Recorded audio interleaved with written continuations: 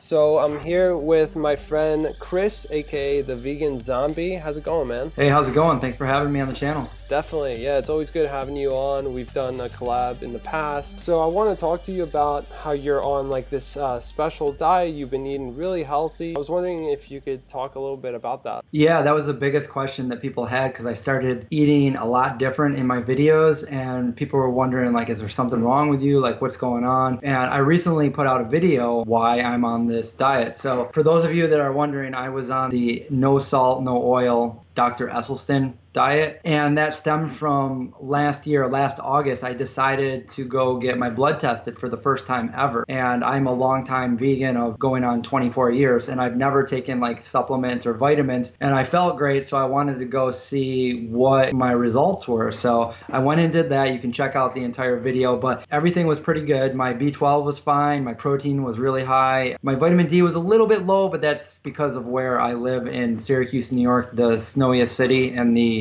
country, and we have like 6 to 7 months of winter, which is pretty ridiculous. I was shocked because my cholesterol was a little bit higher than a normal average vegan. It was still under what they recommend for an average American, under the 200 overall cholesterol mark, but it was a little bit high in the LDL, which is the bad cholesterol, a little bit low in the HDL, and my triglycerides the first time I got tested were about 150. I was pretty shocked because as a vegan, I haven't consumed anything like that. I work out all the time. I felt really healthy, but yeah, my cholesterol is pretty high. So I decided to take out a lot of the processed foods and eat more healthy foods and see what would happen if I did this for a good 3 months, which I did. And then 3 months later, I went and got tested again. There was a significant drop in my triglycerides from 150 to about 100, but my LDL HDL ratio stayed about the same. So I'm wondering like what's going on here. So I asked the doctor. He basically said that if we can't get it down, we got to go to medication, and that's something that I'm really against. I don't want to take medication unless I'm absolutely going to die. So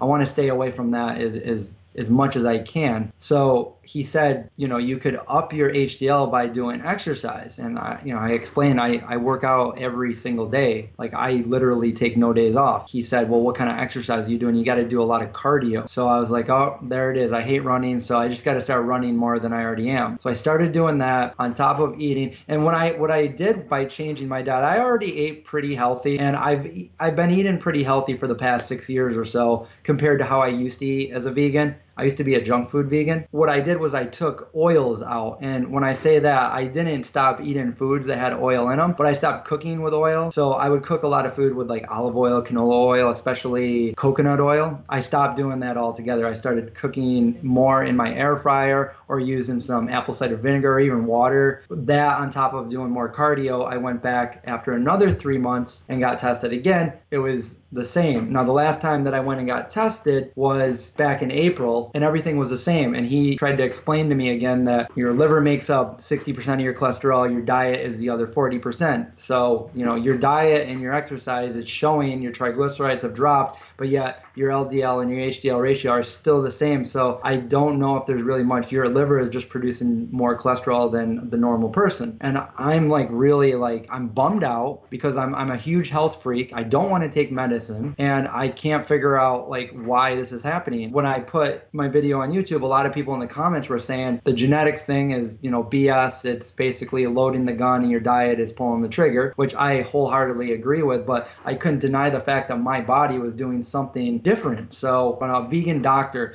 came to Syracuse, New York, which is where I live, and I went and I filmed his whole presentation. He's from Rochester, New York, and he's actually good friends with like Dr. Esselstyn and all the heart healthy doctors there. But he uses Dr. Esselstyn's story as he talks about like what Dr. Esselstyn did to reverse heart disease. And then after the presentation was over with, I went up and I talked to him, and I basically explained, like, I'm a vegan of, over 20 years. I exercise daily, I eat healthy, and yet my cholesterol is still higher than it should be. Is there anything you can do to help? And he basically said, well, how how healthy are you eating? And I guess I could always eat healthier. So even though I cut out a lot of that processed foods and the oil, I was still eating foods with oil and stuff like that. So I looked into the Dr. Esselstyn diet. And for those of you who aren't familiar with it, it's basically no salt, no oil, no sugar, no avocado, no nuts, no white flour, no white rice. You can eat grains. So I've been eating a lot of quinoa and brown rice, a lot of greens, a lot of veggies. I've been on that since the beginning of May. And I followed it to a T. Like literally, I did not cheat. I did not make an exception or a special occasion day. I was true to it for a good month. And then I got blood tested again. It's been about a month and a half now, and I'm still on it. We go to look at the results earlier this week. And I'm literally expecting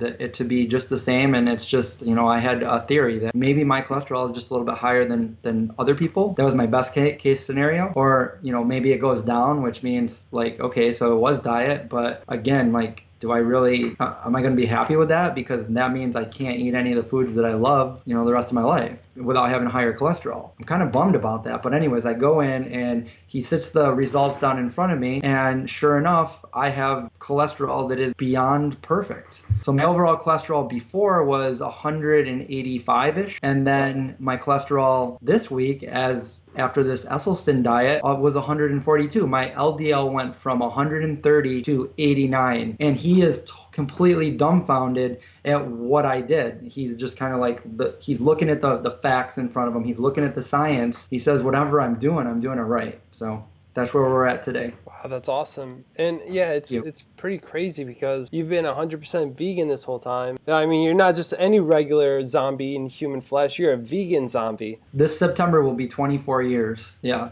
And then before that, I was vegetarian for 4 years. So I pretty much lived my entire teenage years and adult life with this lifestyle. Yeah. So you've been a long time vegan. Going back to visiting your doctor, could you tell us maybe like before when you did have higher levels of cholesterol, what was he recommending that you do? I told him right up front that I was a vegan and I already eat healthy and I exercise. So he's like, you're doing everything right. So just stay, continue to do this. I told him I was going to eat a little bit healthier and take oils out. And he kind of explained it. He's very knowledgeable, but he's not, I think I'm the first vegan patient that he's had. He was explaining to me that everything has oil in it. You take a piece of lettuce and you squeeze it hard enough, there's going to be oil. He kind of explained that to me.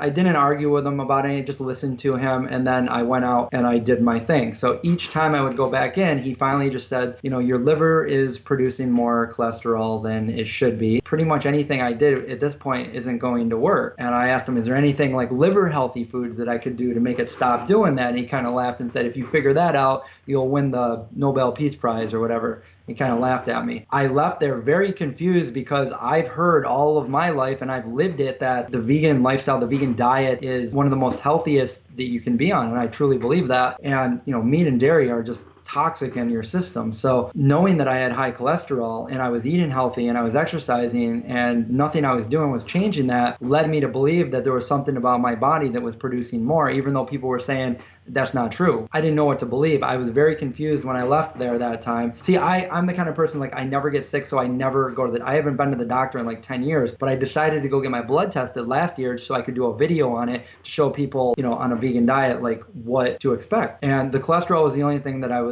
wanted to show people, B12, protein, like I'm not dying, I'm healthy. And sure enough, everything was fine except for the cholesterol part. I want to rule out 100% that it's my diet. And the only way that I can do this is to eat the best heart-healthy diet that I can do. And that would be through Dr. Esselstyn. So I researched that. I decided to make another appointment. I didn't know how long I should be on this. I have really good willpower, but it was a struggle. And the main thing is they say that your palate, your cravings, your taste buds are going to change as time goes on. And that's absolutely true. I've done it before when I was a raw vegan, but I did it again here. After about 3 weeks or so, I wasn't craving the things that I normally would, which would be like, chocolate. I love chocolate and I crave chocolate every day. Sweets, stuff like that, processed foods. I wasn't craving those anymore, and I'm not craving them now because I'm still doing it. People ask, how do I feel on it? Well, I ate healthy before, so this is extreme healthy. But I ate healthy before, so I don't feel any different as far as physically,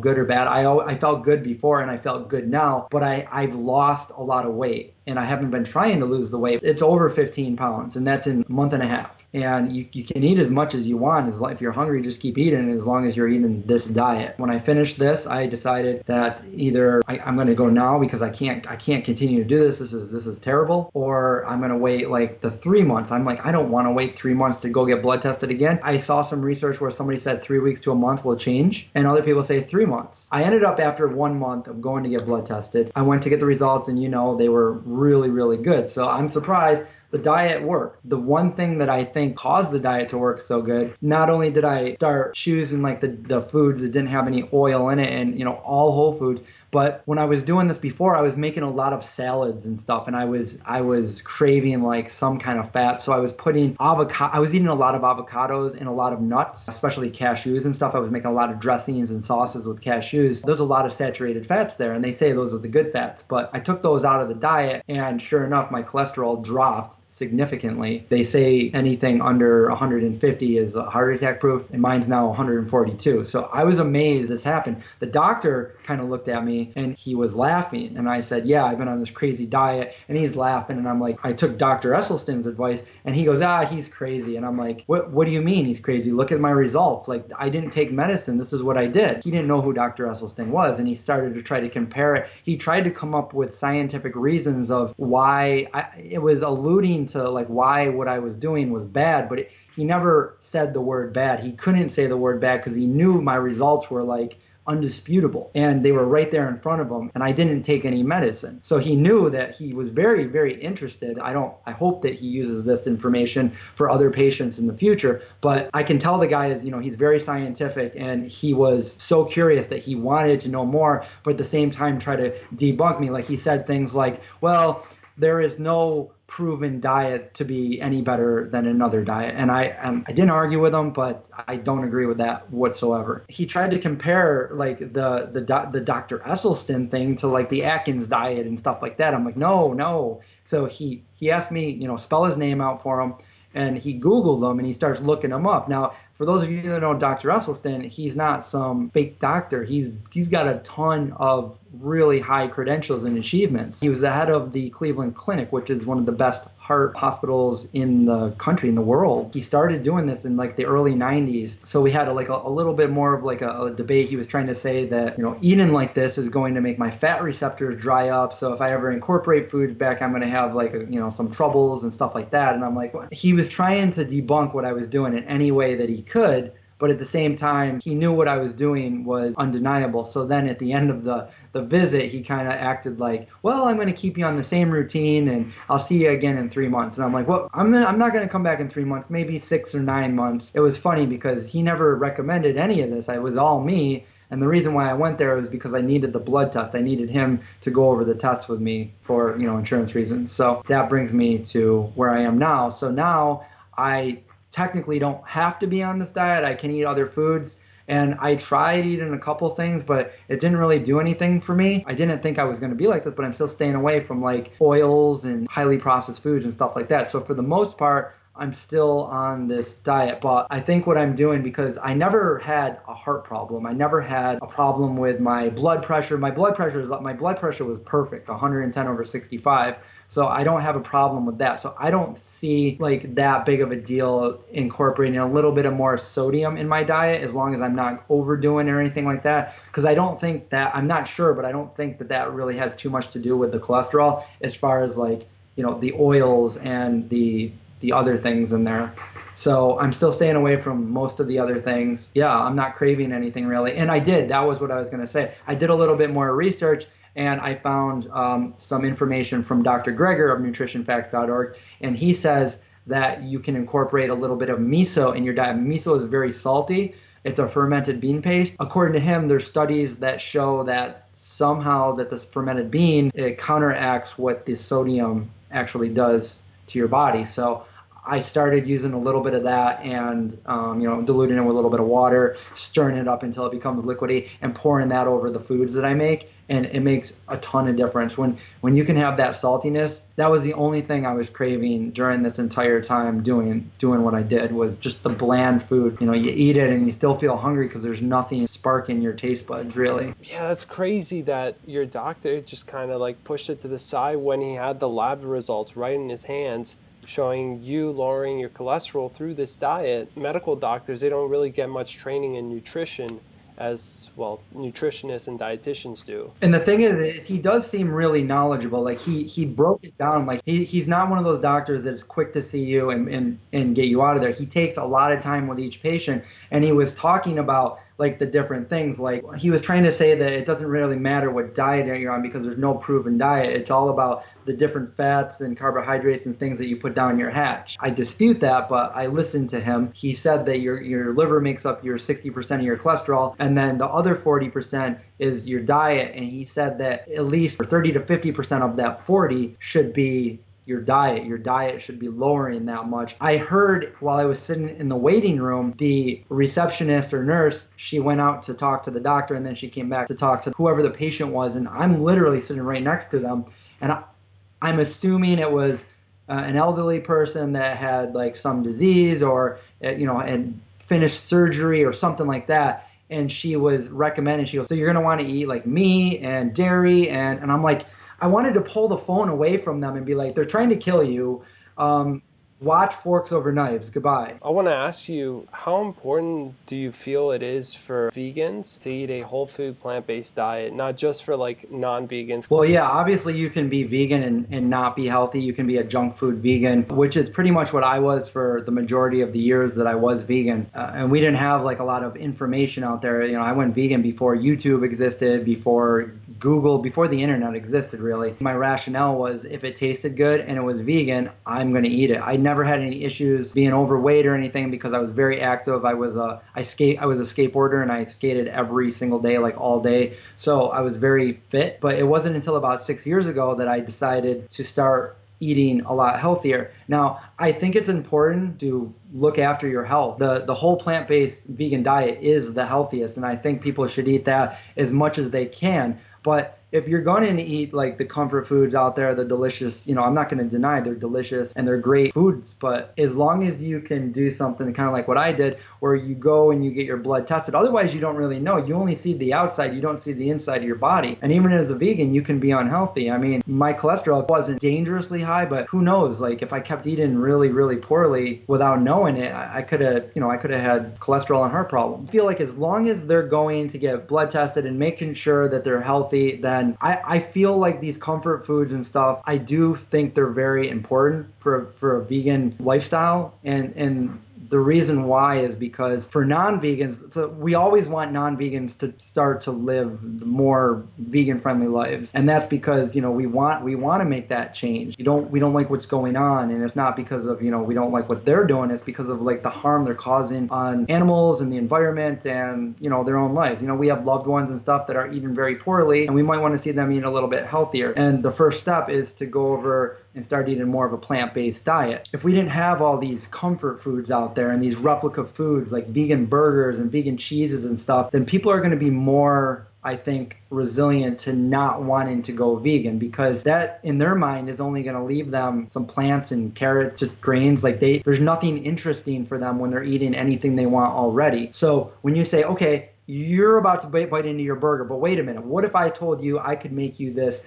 Beyond Burger with this delicious pretzel bun with like a piece of chow cheese? Try that out. And they try that and they're like, wow, this is better than what I'm eating. I can be vegan. So it's important to get people to go vegan. I really, really feel that way. And I always will promote vegan products and stuff like that, in the sense that I want to show people, maybe I'm not consuming them, but I want to show people that they exist so they don't have a reason to say, I can't be vegan, I can't do this because I'm going to miss this. But even as a nutritionist, like I am actually for all these vegan alternatives, like the vegan meat, the non-dairy products, because it really helps people transition to the vegan lifestyle. And then maybe it'll lead down to the path of eating a whole food plant-based diet. But these products are definitely better than eating actual meat, actual dairy and eggs and all that stuff. So I'm actually all for that. I encourage people to always keep moving forward, trying to eat healthier. But even with those types of vegan products, like they are loaded in oil and fat, like, and even when you're talking about fat, avocados, nuts, like you could even go overboard with those types of foods. I see where you're coming from as like a nutritionist point of view, but from my point of view, like I like to live my life and let somebody else live their life. So it's kind of like a double-edged sword. The best way to eat is a whole plant-based diet, but for me at least, as long as it's vegan, then I don't care what they're doing. I don't care that if they're not eating a whole plant-based diet. If they want to be a junk food vegan, let them do it. As long as they're not hurting other beings. I'd rather try to go on and inspire people and educate people to want to convert, want to adapt, eat less meat, or, go full vegan. That is what I want to do. I never want to like make it seem like it's forced or anything like that. That seems to be as far as I see over the years, the better way to try to convince people to go vegan. You just show them things, you show them results, you show them facts. And like my show, I kind of made like an entertainment show where I wanted people to be happy and watch the videos, but also be like, you know what, I could probably try that. Maybe I could be vegan because this actually tastes really good. So that's kind of like an inspiration. Definitely. Yeah, there's a bit of everything for everyone. I love what this lifestyle has to offer. Dude, it's so inspiring listening to your story, being able to like lower your cholesterol just by even taking like a very small step, just by excluding your fats from your diet. I was thinking that, okay, so now that I've lowered it, because I believe it was because I cut out a lot of the nuts and a lot of the avocados that I was eating on top of like everything else, because I know what I was eating before. So I'm thinking that maybe I want to eat this way most of the time and then slowly, maybe once in a while, incorporate something else. Because I mean, let's not deny that my channel is based around some of these foods. So if I do like a taste test video, or if I go out to a restaurant to show, some of the foods they have, I want to be able to eat it. If I can't do that, then that kind of bums me out a little. I still want to try these foods, these new foods that are coming out. That doesn't mean, like, for instance, the Beyond Burger, I think that is amazing, but I don't think I think maybe if people are going to eat it once a week or so. When I had it, like, I don't even remember the last one I had one, but it wouldn't be every day, and it wouldn't even be every week. I might have one like every 2 weeks or 2 or 3 weeks. I might have one. If you look at the ingredients, they're not the best things for you, even though they taste amazing, and I'll admit they're better for you than like a meat burger. I kind of want to slowly try to see if I can eat a few other things while I'm on this diet mostly, and then get blood tested again and see if that significantly impacted my cholesterol or if it kind of stayed the same. I don't really want to have to eat like this in order to be healthy. I want to be able to eat like this most of the time and still be able to indulge on like some other foods at the same time. I think it's great for those who go like on literally a 100% whole food plant-based diet, like just eating nothing refined and processed. But I also think there's like a balance you can attain from like still eating really healthy, but eating once in a while like other vegan foods that you really enjoy. Like I think that's totally cool. And me personally, like I like the Beyond Meat burger. Like my family makes it every once in a while, and I allow myself to have that. But I think it's important for everyone to kind of just find their balance between like eating a healthy diet, taking care of yourself, and then also allowing yourself to eat other foods that you really enjoy. I have whole videos of it, but like I had really bad back pain that was like permanent until I had something done about it. And I did not like those years of my life. Like I couldn't imagine like growing old feeling that pain every single day. Like I said, I always try to live the healthiest life I can. I've pretty much been that way ever since I was a little kid, like just trying to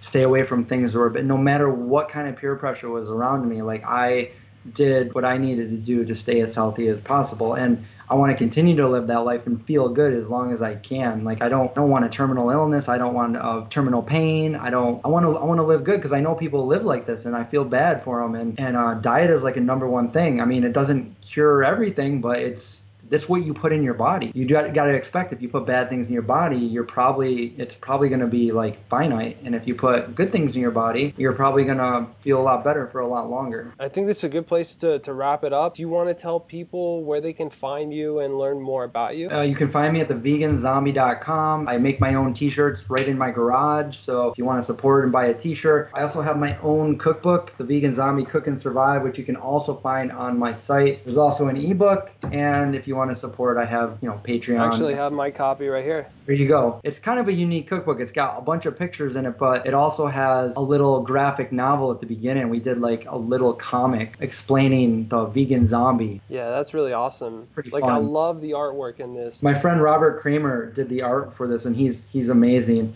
His uncle was in one of my videos. His uncle, for those of you that remember back in the day, Police Academy and stuff. Yeah, Goldthwait. So that's really cool. He's a director now, but yeah. Thanks for coming on here again, Chris. It's been really awesome listening to your story and you lowering your cholesterol again through a plant-based diet. You guys will be seeing more Chris in the future on this channel, so stay tuned. And yeah, thanks again, man. Thanks for having me on the show. See you guys.